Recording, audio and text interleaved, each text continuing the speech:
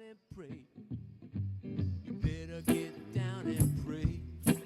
You better pray for forgiveness. You better get down and pray for all your dirty business. You better get down upon your knees.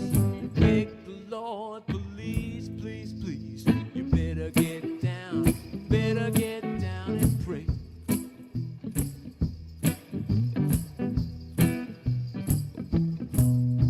If you think there ain't nobody and it's only just you and me, that's the first time in a long time, honey. Hello everyone, and welcome to Session 3 of the Global Black Feminist Reading Circle. My name is Randie Henderson, and I am one of the Black Feminist Reading Circle members of this online group. This session runs from January 20th until June 2nd and includes 2 week-long breaks. Our democratically selected reading material is Harriet A. Washington's book, Medical Apartheid, The Dark History of Medical Experimentation on Black Americans from Colonial Times to the Present. Our book group meets each Tuesday evening from 6:30 to 8 on the Google Plus Hangouts on Air platform. You may find the Global Black Feminist Reader Circle on Google Plus, YouTube, and Facebook, and always feel free to join us in reading our story together. Welcome everyone to the Global Black Feminist Reading Circle. This is session 3, meaning the third book that we're reading, and meeting 8. Our text is Medical Apartheid, The Dark History of Medical Experimentation on Black Americans from Colonial Times to the Present. And tonight we are focused on Chapter 7, Notoriously Syphilis-Soaked Race, What Really Happened at Tuskegee.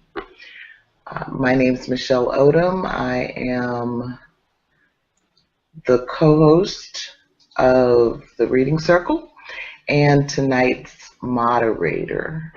Hi everyone, my name is Randie. I am watching from Atlanta, and I co-moderate with Michelle. I'm also at work, so he's all this. Good evening, everyone. I am Georgette Moses. I'm participating from Columbia, South Carolina, and I'm so happy to be here. I'm Kim Brandon, and I'm joining everyone from Brooklyn, New York, and I'm grateful that we're having these discussions. Happy about it? I don't know, but I just think it's necessary. Good evening. My name is Venita Walker, and I'm joining you from Connecticut. Welcome. I'm Joel Jones from South Carolina. How's everybody doing? Between 1932 and 1972, 399 Black men were enrolled and monitored in a study on the progression of untreated syphilis, a known killer, without their knowledge or consent. A control group of 200 uninfected men were also added to the population of subjects. Author Harriet A. Washington reveals in Chapter 7, A Notoriously Syphilis-Soaked Race, what really happened at Tuskegee. Details about the actors, motives, and actions of those who designed and carried out this well-publicized example of medical violence. By 1955, nearly 1/3 of the autopsied men had died directly of syphilis, and many of the survivors were suffering its deadliest complications, we learn. And further, 40 wives were infected and at least 19 children were born with syphilitic birth defects. Washington begins with an examination of the oppressive conditions among African Americans in Macon County, Alabama, when the Depression-era study was started, and delivers readers to the day in 1997 when President Bill Clinton apologized to the few living subjects whose lives had been forever harmed by intentional acts of the U.S. government.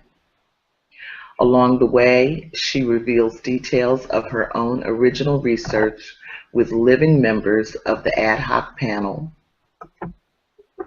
who ultimately ended the study, places the study in the context of other and subsequent medical abuse of African Americans, offers some conclusions about the study's meaning and place in American history and race relations, considers its impact on current research practices, and shares her perceptions of the contributions of the Tuskegee syphilis study to fears Blacks carry about the healthcare system and its impact on the collective health of African Americans.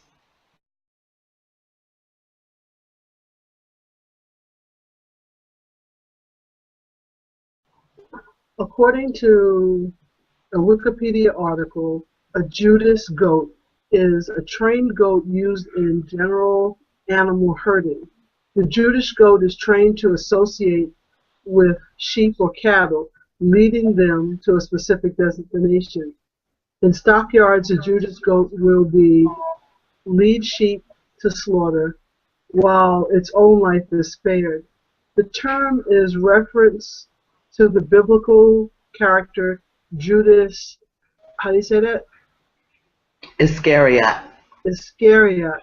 After the medical program planned for Macon County, Alabama by Booker T. Washington and Julius Rosenwald fell through, the United States government, through its Public Health Service, PHS, seized the opportunity to step in and establish its own program in the area. They offered medical service to the community and financial incentives to participants in the Tuskegee syphilis study. Thinking about the expression, "You should never look a gift horse in the mouth," what do you think this means, and is it good advice?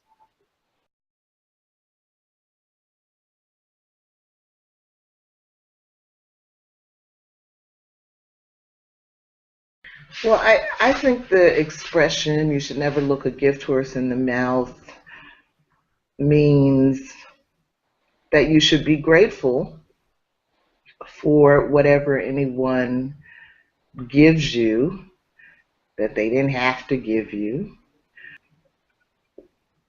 and not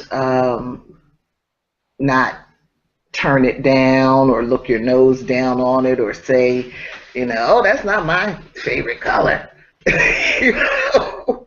You should be happy that someone has given you something. And so I don't know if that's the common understanding of that expression, but that's what I think it means. And when I think about it in the context of the things that happened at Tuskegee, it makes me want to say, you should look a gift horse in the mouth. You should examine its teeth, smell its breath, look down its throat, and really think about whether or not that thing which you are getting for free is really free and really good for you. So I would say no, it's not always good advice to not look a gift horse in the mouth.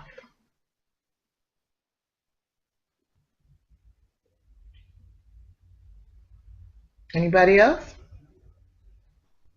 I agree. I think that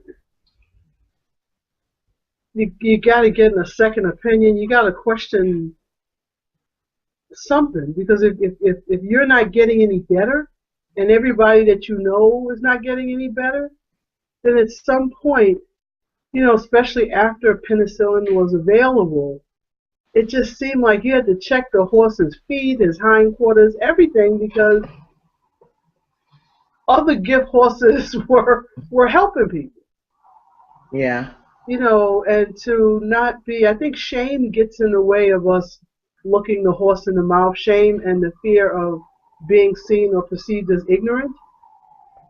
Because I think that, if I was in the 40s and the 50s and I was inflicted, I don't know if I want people to know about it, which would prevent me from asking what people are doing down the road or the next town over. Well, one of the things though is that some of the men, really did try to go out of their way to get help in other places, but with all the doctors in the local area, I don't know about all of them, but the black doctors in the local area had agreed not to treat them. And one of the things that I just found astounding was the way they tracked these men, really hunted them over the 40 years. So anytime they showed up at another clinic, anywhere, their name was on a list, and they were turned away. So it's just astounding. Yes. Well, it's historical with this country, because if you look at what the blankets they gave the Indians that were saturated with smallpox, hey. Ooh. We need to look a gift horse in the mouth. Yes, yes. I believe, if I may say so, that I believe that God got in their way. Now, I know a lot of people probably shake their head at that, but you're dealing with a lot of poor people, and the only thing they know is poor, and God will provide. How many times have I heard that, and it turned out that I'm the provider, and God ain't providing? Mm-hmm. Number one. So these people, as I remember reading, thought it was a God sent. And I can imagine, I can just vision these people have been to many parts of the southern states and have had families that live there today in the southern states. This vision these people thinking it's a God sent. So I believe that God also got in their way of reasoning. Yes. Okay? As God has gotten in the way of reasoning of a lot of black folk. God will provide. Meanwhile, we're starving to death, but God will provide. No, last I checked, God has not dropped any mortgage checks down here at all, or dropped any food in my refrigerator. However, if you believe in God, you might feel that God's provided you with the health, your brain, your body, the wherewithal to go out and provide. But God or Jesus never dropped anything down here. So I just think it's the whole mentality, which brings them not to question. Also, a lot of them not to question, because it's in God's hand. God's going to take care of it. God sent these people. They're going to help us. We should sit back and be patient. God works in his own time, but God will prevail. And I think that was one of the reasons why they didn't bother to some to seek second opinions, or some to try to escape that period, because they were waiting for God, and these were God-sent people that promised these folks that they would help them. They would treat them for the available medicine they had. They would treat them as they look for other medications for that disease. So I think God got in their way more than anything else. I don't know what we're doing. Well, thank you. I didn't see that coming. I'm sure people would disagree. I mean, like I said, I'm not God-like, and I don't. Not me. Well, yeah, you maybe not, but I am spiritual, and I do believe that black folks have hung on the hinge of the Lord to the point where it's actually retarded them at times. You know, God did give us a brain, though. Let's bear that in mind. That's why He gave us this wonderful thing called the brain, and we're supposed to use that. You know, so I don't know. I would have been dead anyway in 1932, 1825, 17. Well, that is certainly true.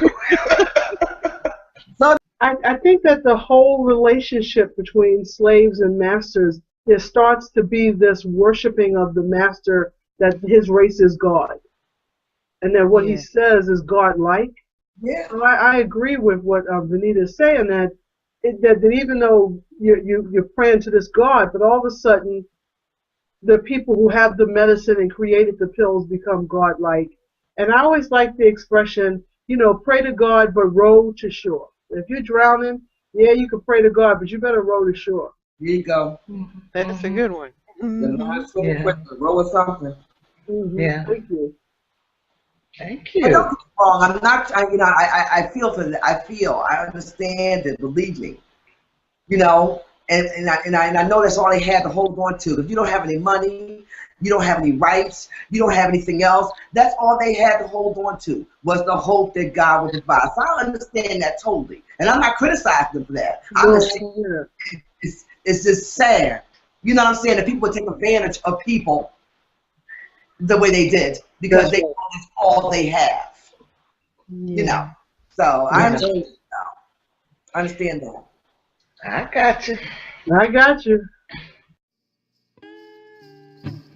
You ever think hard, honey, how we got here today?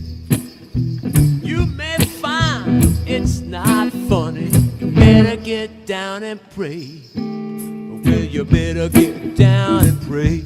You better pray for forgiveness. You better get down and pray. All for your dirty business. You better get down upon your knees and beg the Lord, please, please, please. You better get down. You better get down and pray. You better get down and pray.